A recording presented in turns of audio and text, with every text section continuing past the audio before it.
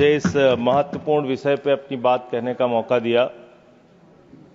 सबसे पहले मैं पहलगाम में जो निर्दोष निहत्थे लोग मारे गए, शहीद हुए, मैं उनको कहूंगा,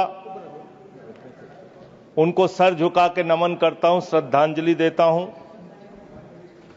ऑपरेशन सिंदूर के दौरान कश्मीर के 16 नागरिक मारे गए, जिसमें एडीसी राजकुमार थापा और 2 जुड़वा बच्चे भी मारे गए। उनको भी सर झुका के नमन करता हूं और श्रद्धांजलि देता हूं।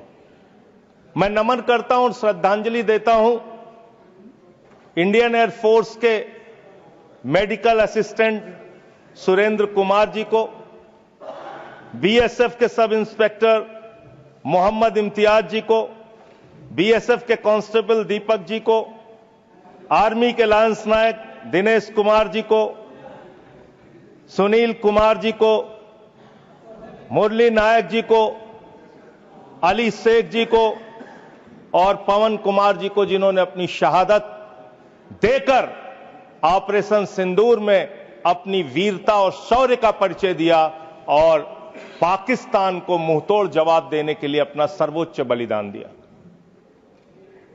मान्यवर, कल से लेकर आज तक दोनों सदनों में सरकार की ओर से बहुत सारी बातें कही गई, अपना मुंह से खुद ही बखान किया गया, हमने ऐसा कर दिया, हमने वैसा कर दिया।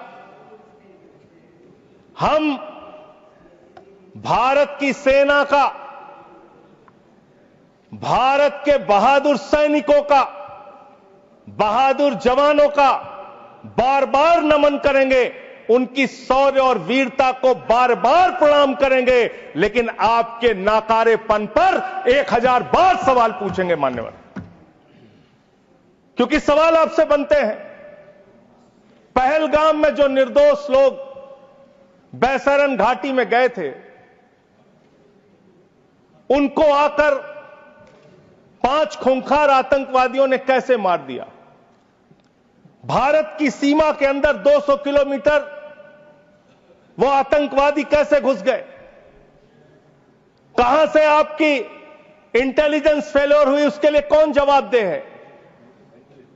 और जब हम सर्वदलीय बैठक में बैठे थे, आदरणीय लीडर ऑफ अपोजिशन भी वहां पे थे, त्रुचि शिवाजी भी थे, और मान्यवर हमको बताया गया, सरकार के द्वारा बताया गया कि बैसरन घाटी में सिर्फ अमरनाथ यात्रा के 15 दिन पहले ही लोग आते हैं। ये तो पता नहीं किस गलती से होटल वालों के साथ मिलकर बैसरन घाटी को खोल दिया गया। अब इतने सारे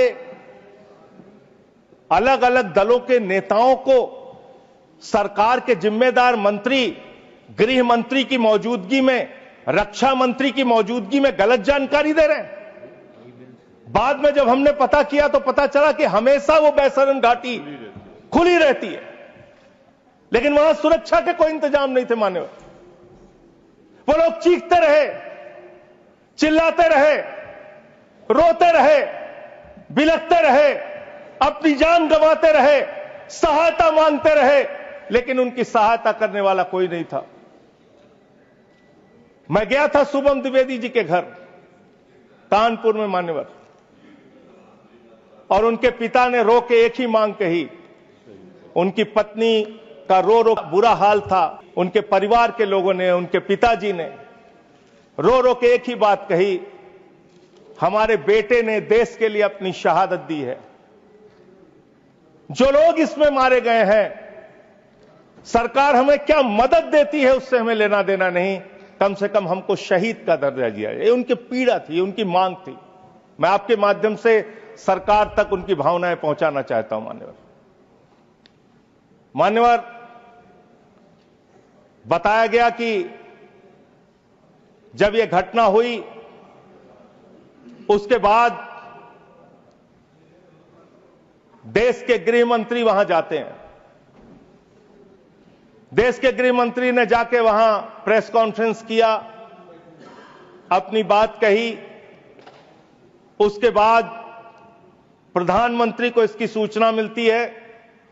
प्रधानमंत्री जी अपना कार्यक्रम छोड़ के भाग के आते हैं सऊदी अरबिया से।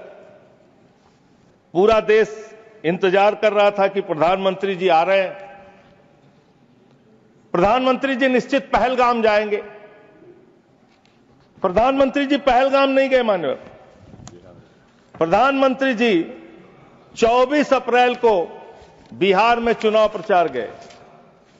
प्रधानमंत्री जी 1 मई को महाराष्ट्र, केरला और आंध्र प्रदेश में उद्घाटन करने के लिए गए। प्रधानमंत्री जी फिल्मी सितारों को संबोधित करने गए, फिल्मी सितारों को संबोधित करने गए, लेकिन जो लोग पहलगाम में मारे गए थे उनकी पीड़ा, उनका हाल, उनका दुख, उनकी तकलीफ जानने के लिए नहीं गए।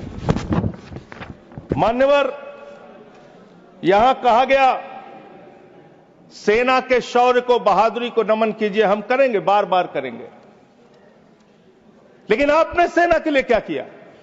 जया बच्चन जी कह रही क्या हैं यह देश जानना नहीं चाहता? जया बच्चन जी कह रही हैं कि आप गलत बोल रहे हो। कौन कह रहा है? जया बच्चन जी।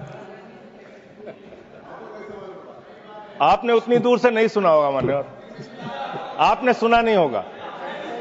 आप सुन लीजिए मान्यवर, आप सुन लीजिए, कृपया सुन लीजिए मान्यवर।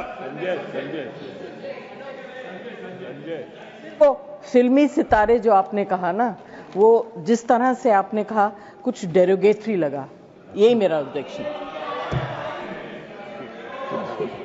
मान्यवर, नहीं, मैं ये नहीं कह रहा हूं कि फिल्मी सितारों को आपने संबोधित किया या किसी आप कार्यक्रम में गए, लेकिन आपकी पहली प्राथमिकता भारत के प्रधानमंत्री के तौर पे क्या थी? सवाल यह है कि पहली प्राथमिकता आपकी क्या थी? पहली प्राथमिकता थी देश में आते, बिहार का चुनाव छोड़ते, पहले आप पहलगाम जाते। पहले आप उस घटनास्थल पे जाते।